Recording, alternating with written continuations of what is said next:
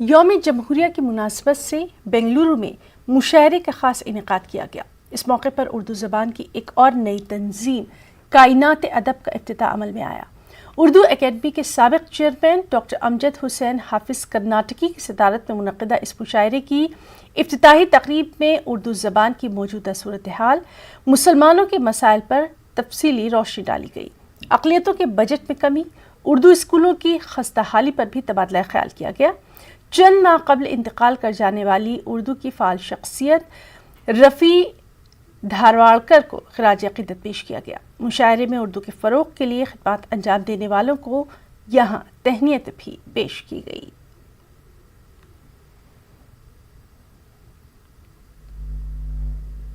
یہ غلطی ہے، ہم لوگ ہے نا صرف بات چیت کے حد تک ہی ہے نا زبان کو رکھے ہیں، صرف گھروں میں بات چیت کر لیتے ہیں، لیکن بات چیت کرتے ہیں اردو، لیکن پڑھنا نہیں آتا۔ کیونکہ ہم لوگ ہے نا اس کو ہے نا ڈیولپ نہیں کیا، اسکولوں میں ہے نا بالکل بیکورڈ اسکولز بنا دیے ہیں، اور جو اردو پڑھتے ہیں وہ اس کو ہے نا آگے ہے نا اس کو ہے نا فیوچر نہیں ہے۔ کچھ لوگ ہیں جو ایسے دور میں بھی جو ہے اردو کی طرف کچھ سوالیہ نشان لگاتے ہیں، اعتراض کرتے ہیں۔